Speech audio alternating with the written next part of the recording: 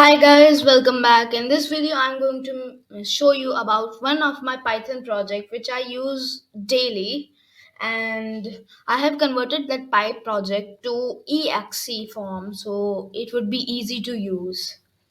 So here's my exe.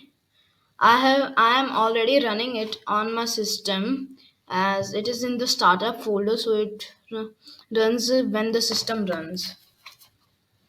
So let's Full stack web development internship program by Edureka. Want to know why? see. Here's 4.5 the lakh job ad and skip ad. Look, I have didn't did anything here, and my Python project has actually skipped the ad. I have didn't did a single thing to this computer. I promise. I promise. So in the next video, we will see how can we make this Python project and convert that into exe file. Thank you.